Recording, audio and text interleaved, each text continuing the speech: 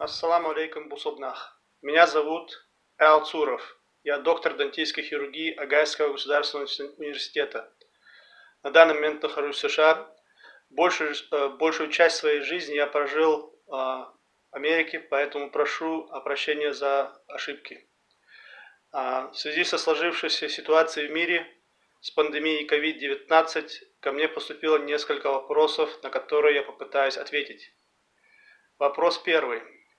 Говорят, что коронавирус не существует, что это фейк и так далее. Нет, COVID-19 существует и убивает людей. Это не фейк. Люди, которые не верят и нарушают карантин, также должны понимать.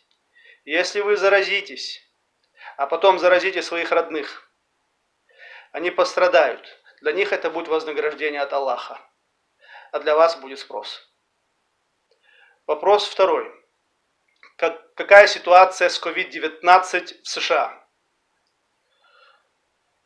Во-первых, США – это страна, в которой среднестатистический американец должен работать, даже если на улице торнадо, и должен платить налоги. Для США деньги – это одно из самых главных приоритетов. Чтобы правительство посадило население на карантин, для этого должны быть веские причины.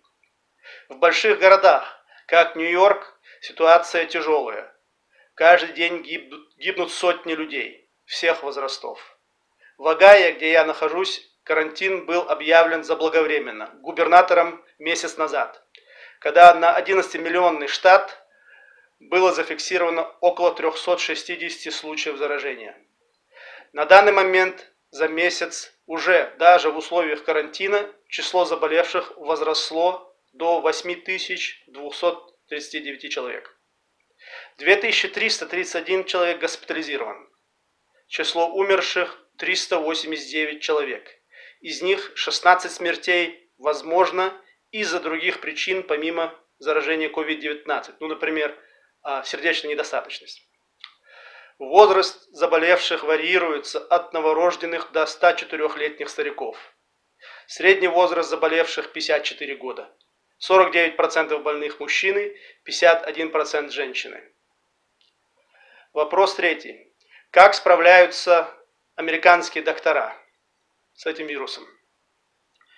Еще в начале января 2020 года доктора, у кого были знакомые в Китае, они начали получать информацию с Ухани и пересылать другим докторам. И я это видел. Я видел эти видео. Много трупов. Трупы, которые складывали даже в мусорные контейнеры. Так что я не верил официальной статистике Компартии Китая.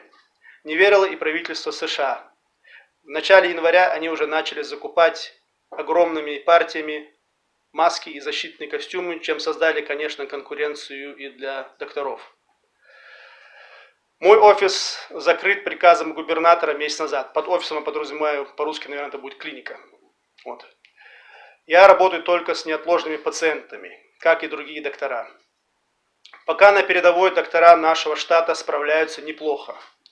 Я нахожусь в резерве до тех пор, пока ситуация не выйдет из-под контроля. На данный момент у меня не требуют работать с COVID-19, только если я сам пойду работать доктором-волонтером. В заключение, я хочу сказать, соблюдайте дистанцию, личную гигиену, носите маски и защитные очки по возможности. Аллах лорд Олдвей Мучхама.